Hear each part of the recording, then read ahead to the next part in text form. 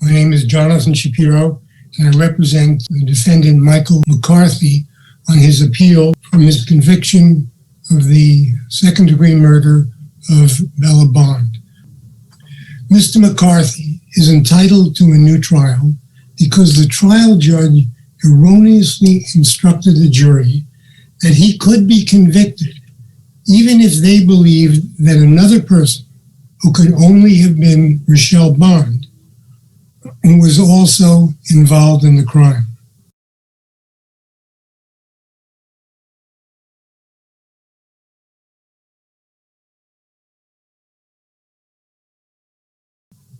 The trial judge in this way invited the jury to convict the defendant on a joint venture theory, even though there was no evidence whatsoever to support such a conviction.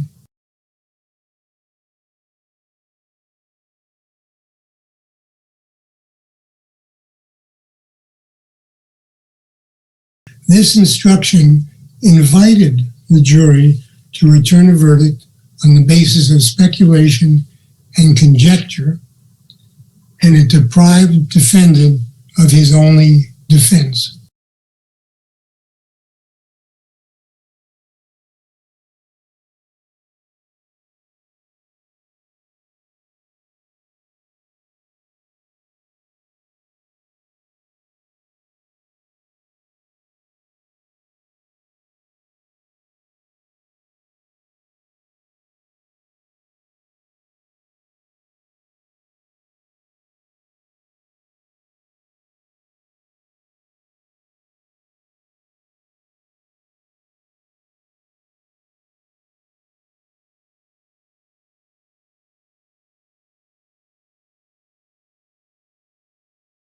And it deprived the defendant of his only defense.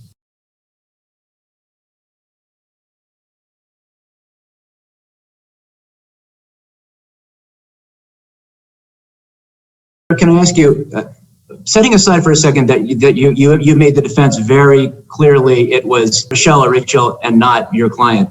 Setting that aside for a second, is just the instruction that the Commonwealth doesn't have to exclude the possibility that someone else is involved, is that error in every case?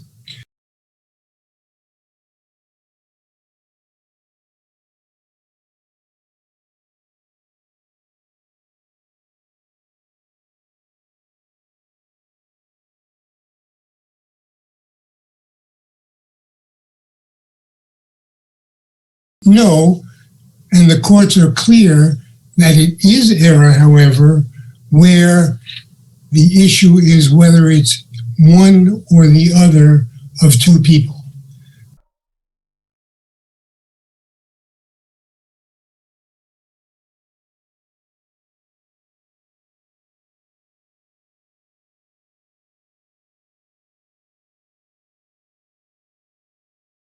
Because in that case, it downgrades the Commonwealth's burden of proof. Because in that case, it downgrades the Commonwealth's burden of proof.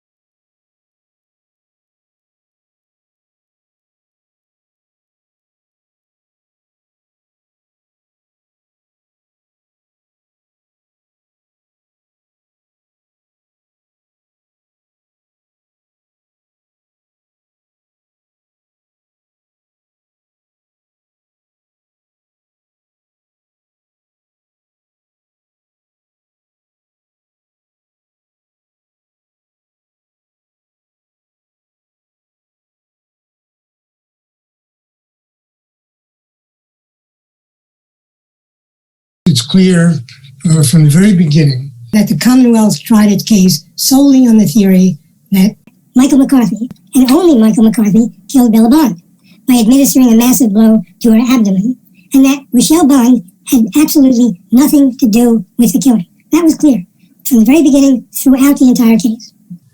The defendant, on the other hand, contended that he was not even present at the time that Bella Bond died. And that Miss Bond was solely responsible for the death of Bella as a result of neglect, abuse, or even Bella's accidental ingestion of drugs to which Miss Bond was addicted.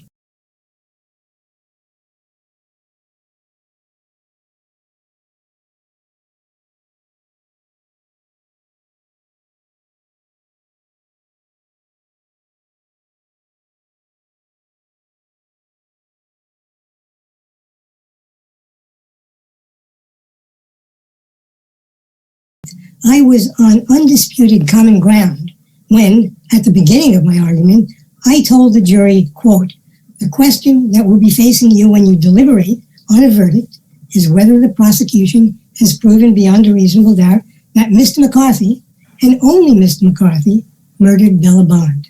Given the posture of the case, this was undoubtedly a correct statement of the law.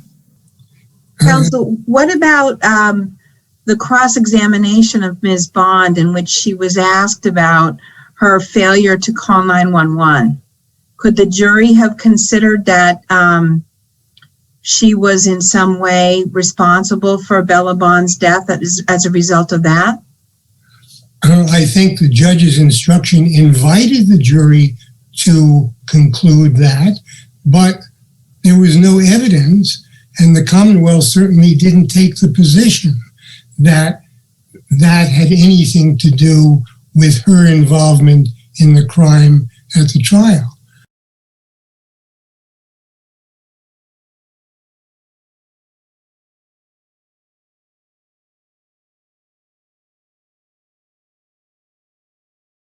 The Commonwealth was clear that she was charged solely as an accessory after the fact.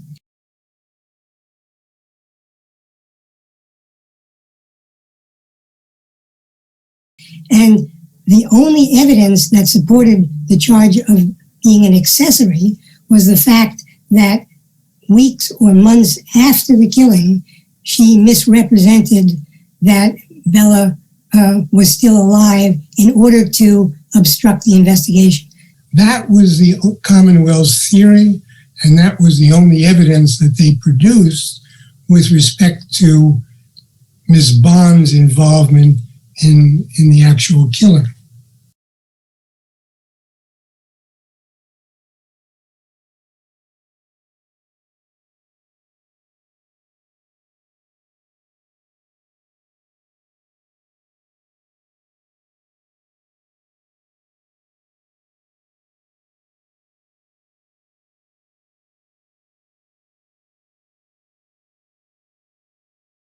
The law is pretty clear that where a murder can only have been committed by either the defendant or a specific alternate suspect, in order to find beyond a reasonable doubt that the defendant committed the crime, the jury had to conclude that the alternate suspect did not commit it. The jury had to conclude that the alternate suspect did not commit it.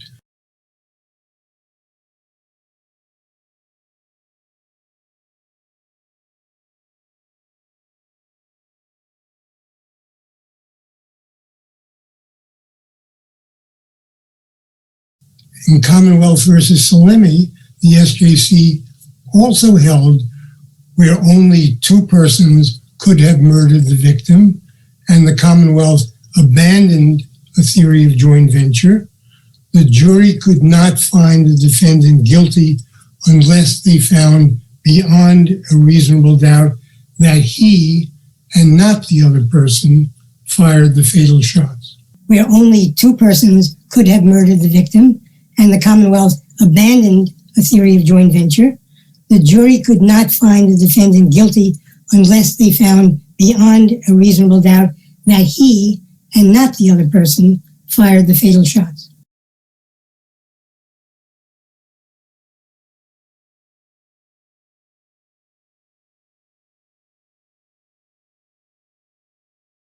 In the Commonwealth's own brief filed in this case, it agrees with my statement in the closing argument when it admits that, and I quote, "The primary issue at trial was whether the Commonwealth proved that the defendant and not Bond caused the death." This is the Commonwealth's acknowledgement that it was one or the other. What did the Commonwealth say at the time of your argument when they objected? They objected, and for the first time during the entire trial, made the claim that defendant could be found guilty as a joint venturer if the jury believed that defendant and Miss Bond murdered Bella together.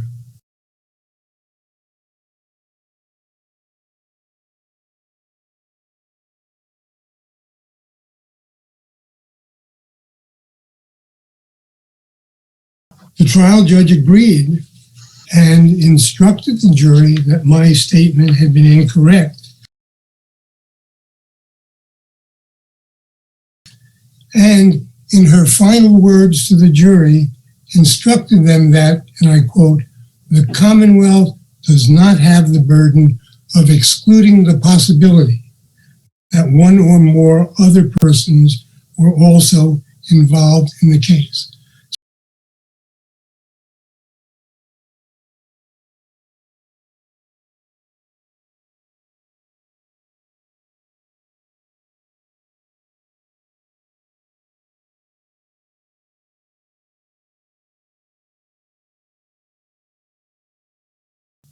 She agreed with the Commonwealth that there could be a finding of guilt based on a joint venture theory. Those were the exact words of the Commonwealth in its argument.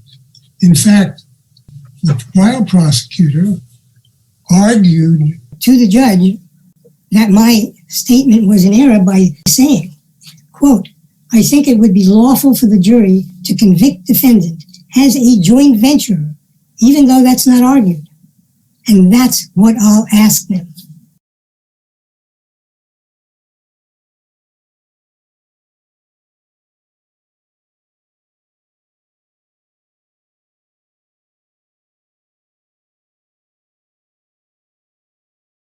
To convict defendant as a joint venturer, even though that's not argued. And that's what I'll ask them. in the Commonwealth's brief in this court, they admit that there was no evidence of joint venture.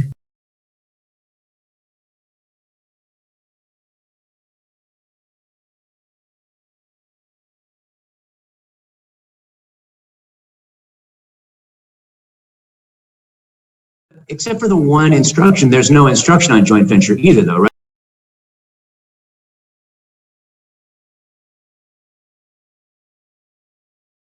There's no argument that it's okay if she did it, but he shared the state of mind. There's nothing. There's no instruction like that.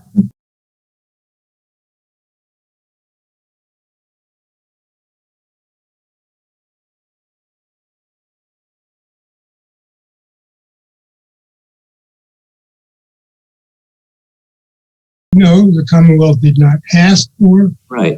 The judge says you've got to find beyond a reasonable doubt that the Commonwealth proved all of the elements.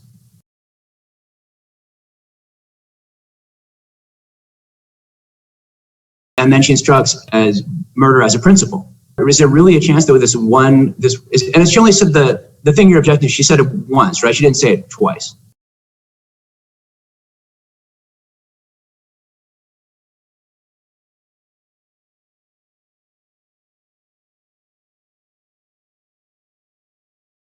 It was in her final words to the jury. There was a second time? Of her instruction, she said that Mr. Shapiro incorrectly right. told you one thing and then went on to say that you can find the defendant guilty without excluding the possibility that others were involved. Now,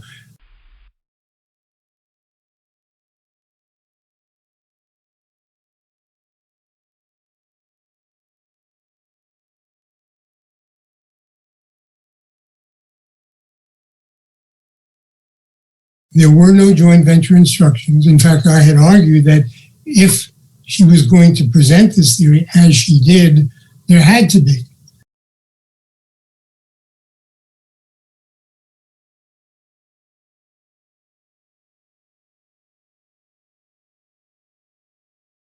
But am I hearing you say that neither party made a written request for a joint venture instruction? Yes, because, as I said, there was no joint venture theory offered by the Commonwealth until it objected to my statement. We say this was error, and last week in our 16L letter, we submitted a case which we believe is virtually in point, and that's Troy versus Commonwealth. In that case, the SJC ruled that it was error for a trial judge to give a similar instruction in an almost identical situation. Now, but that was an arson case, right? So that included the theory of liability under that statute of permitting to be set on fire, or words to that effect. Right. In Troy, the defendant was charged with arson and murder as a principal. And there was no evidence that her nephew, who had also at one time been a suspect in the case, had set the fatal fire. During jury deliberations, the jury submitted a question asking whether a conviction required a finding that the defendant started the fire herself. And the judge answered no. Now, there were no joint venture instructions in the case. The judge didn't go any further with respect to joint venture. She simply said that the defendant didn't have to start the fire herself. And then on that basis, the SJC concluded that since there was no evidence that anyone other than the defendant set the fire, nor was there any evidence that the defendant participated in a joint venture with her nephew, the judge, and I'm quoting here, the judge's answer to the jury's question invited the jury to convict the defendant under a theory for which there was insufficient evidentiary support and therefore erroneous. Now, similarly, in the present case, even though there was no evidence that anyone other than Mr. McCarthy killed Bella, nor was there any evidence that Mr. McCarthy participated in a joint venture with Ms. Bond, the trial judge invited the jury to convict defendant under a theory for which there was no evidentiary support by suggesting that he could be convicted even if another person, who could only have been Ms. Bond, was involved in the crime. So there can be no doubt whatsoever that this instruction was highly prejudicial because it deprived the defendant of his only defense, that it was Ms. Bond who was solely responsible for Bella's death. Thus, the defendant argued that there was substantial evidence of Ms. Bond's involvement alone in Bella's death, and that evidence, the defendant argued, raised a reasonable doubt as to his guilt. However, when the judge instructed the jury that it could convict defendant if they believed that Miss Bond had participated with him in killing Bella, all of the evidence of Miss Bond's involvement, which was used to raise a reasonable doubt as to defendant's guilt, could be used by the jury as additional evidence of defendant's own guilt on a joint venture theory, despite the fact that there was no evidence whatsoever, of joint venture in the case.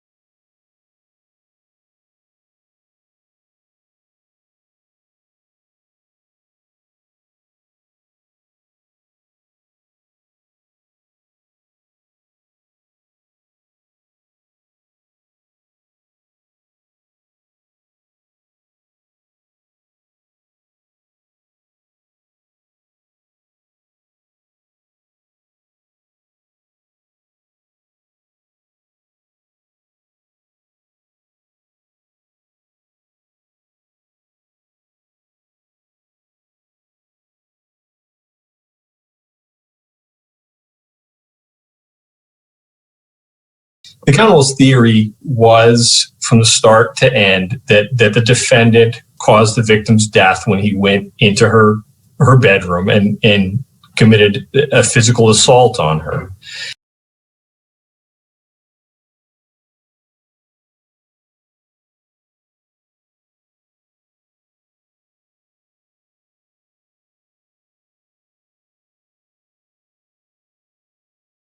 That never changed. That was the only theory in the closing argument as to how the defendant could be convicted.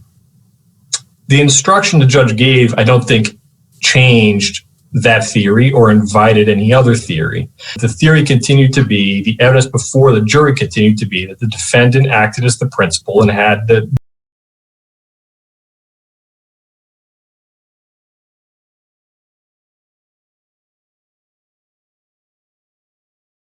required mens rea and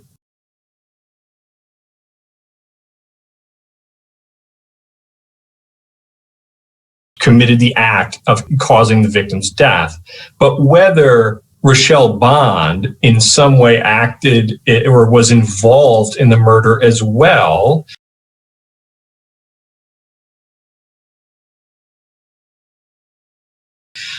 would not negate that evidence.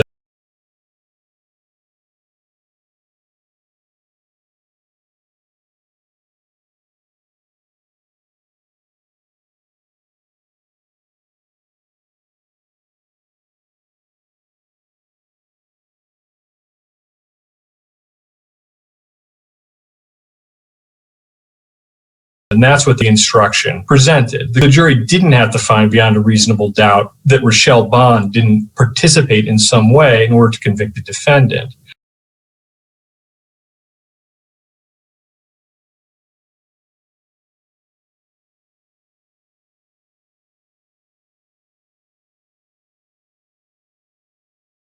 The Commonwealth would not be required to prove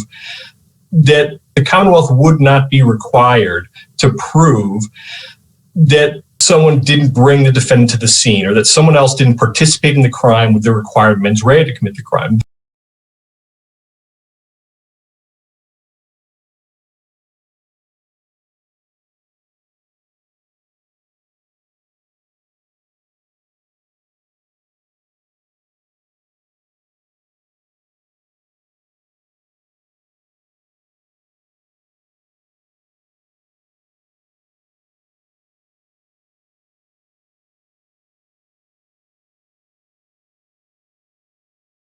That's what the instruction from the judge here clarified to the jury, that they did not have to find beyond a reasonable doubt that Bond wasn't involved in some way in the crime.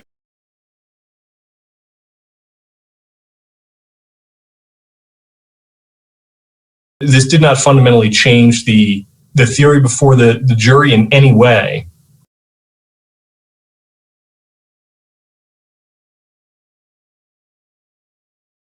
The question that was posed to the jury by Mr. Shapiro, or the statement rather, that drew an objection from the Commonwealth, wasn't Mr. Shapiro's argument up to that point consistent with the Commonwealth's theory?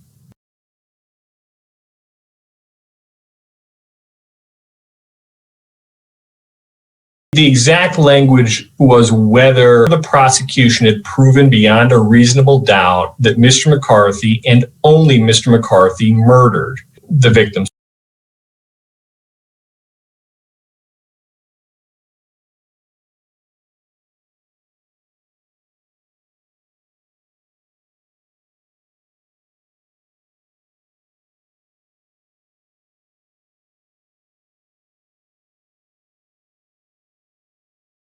So the language was murdered.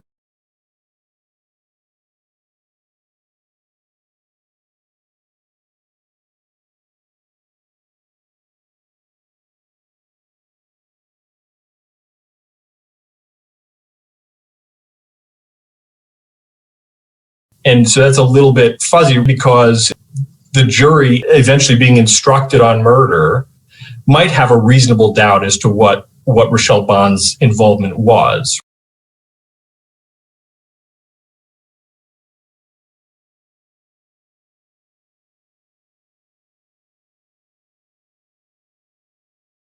But I think that the judge then stepped back and just said the Commonwealth isn't required to prove the absence of someone else's involvement. Whether Bond caused the victim's death by a physical assault, right, might be a little bit different than whether Bond was involved in the murder.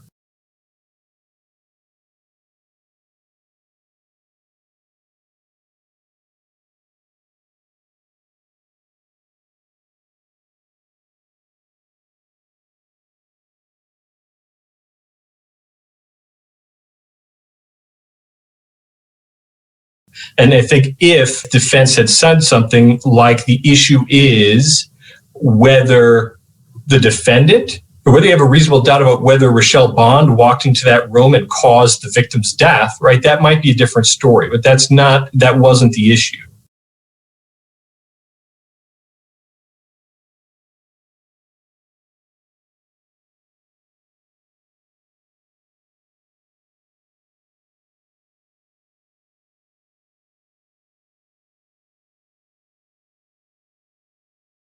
The issue is whether she was involved in the murder in any capacity, in any way. The defense theory, though, is that she was entirely responsible. And then doesn't this instruction at the end invite them to say just what Mr. Shapiro said? Well, gosh, maybe maybe he's right about everything that she did, but it doesn't matter. Well, I don't think from the instructions, if they followed the instructions, they were abundantly clear about what the Commonwealth had to prove as it related to the defendant himself. There was no question he had to act as a principal in carrying out the attack. There's no doubt about his mens rea. So I don't think without some sort of joint venture instruction or some type of improper argument from a party that issue was before the jury simply because the judge clarified this small. The judge clarified this small. I think the point is legally correct. I mean, we're entirely correct, regardless of the defendant's argument. Even if that hadn't been made, I don't see any error in the argument or the instruction. It's hard to conceive of how it could have been misconstrued by the jury here. Well, I have a question.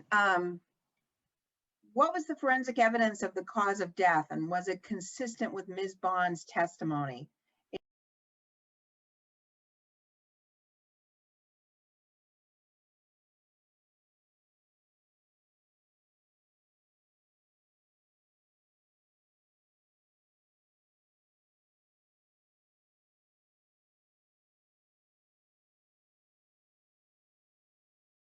It sounds as though the defense is arguing from cases involving things like a gunshot, where there could only be one person who committed the act.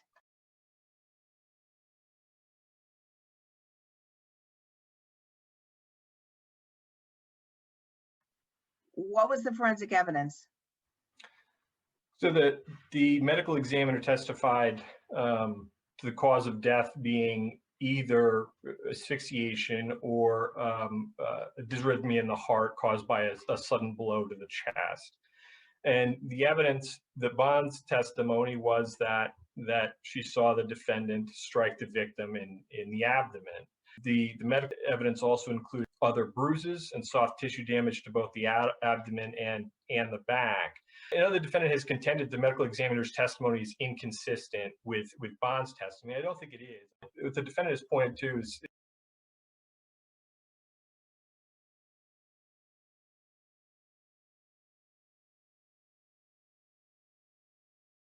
the question from defense counsel was if a 200-pound man punched a 2-year-old child in the stomach with all of his force, would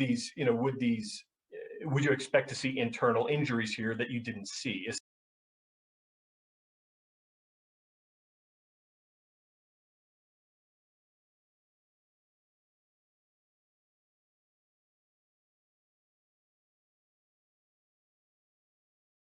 So I don't think without some sort of joint venture instruction or some type of improper argument from a party that issue was before the jury simply because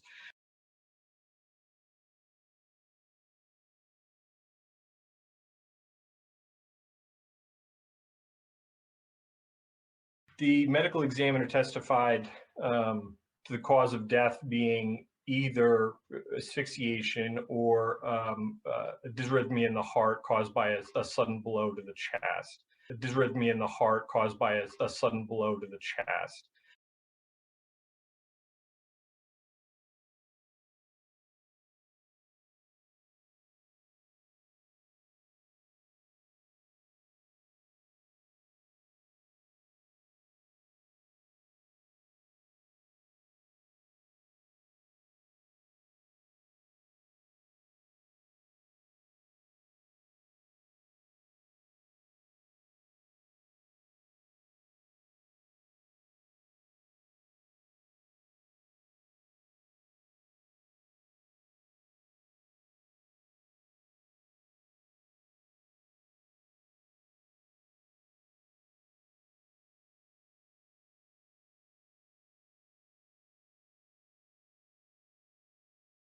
Also included evidence of other bruises and soft tissue damage to both the abdomen and the back.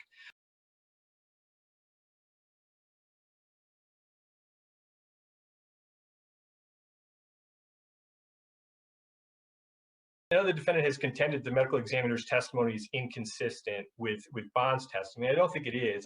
The medical examiner's language in response to cross-examination, the question from defense counsel was, if a 200-pound man punched a 2-year-old child in the stomach with all of his force, would you expect to see internal injuries here that you didn't see? And the medical examiner acknowledged, I would expect to see internal injuries that weren't present here. And the medical examiner acknowledged, I would expect to see internal injuries that weren't present here. I'm not saying it's impossible that this could have happened without that.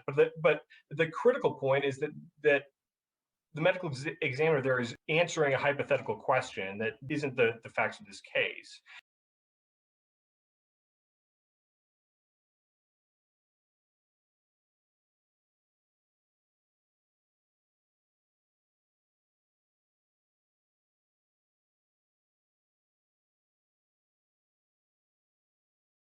Rochelle Bond was clear, asked specifically about the force that was used on that punch and said she couldn't say.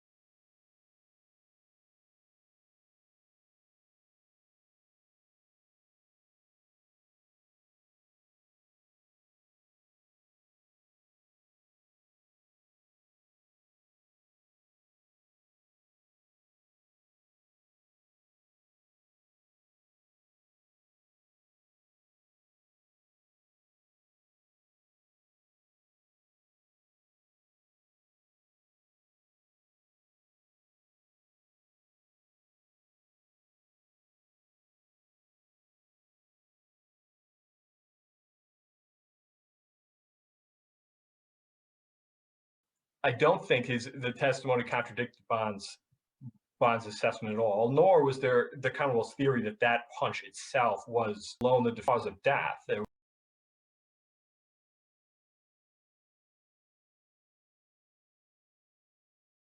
theory was that the defendant went in and attacked the victim.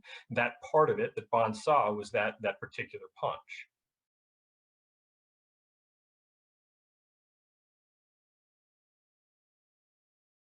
I really don't think there was an inconsistency there. I had a question about the DCF records. Well, if Ms. Bond was on trial instead of the defendant, wouldn't the Commonwealth argue that those DCF records establish a pattern of her abusing her children that would be consistent with murdering this child? Isn't that the exact argument that the defense is making?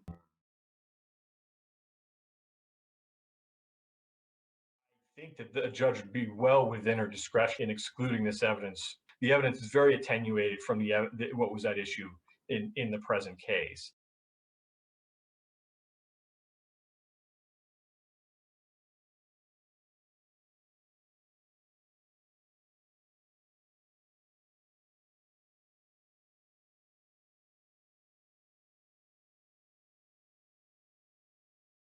I think the judge was correct that the factual allegations in those DCF records were very attenuated from what was alleged in the present case, and that any probative value was exceptionally minimal. I think you can see from the defendant's argument for admission of those records.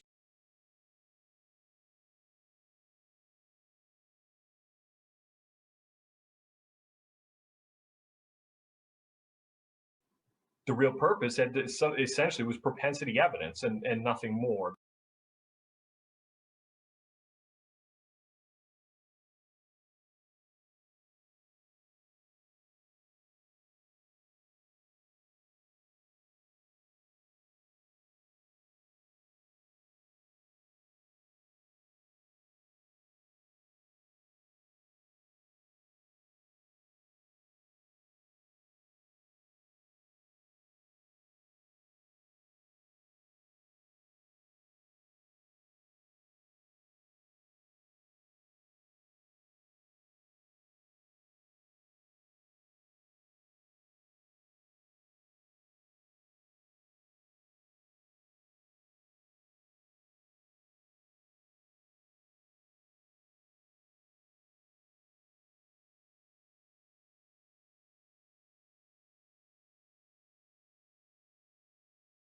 Because what we had in the present case is this physical assault, and what we had there was something just so different in terms of the dropping of a baby carriage years earlier.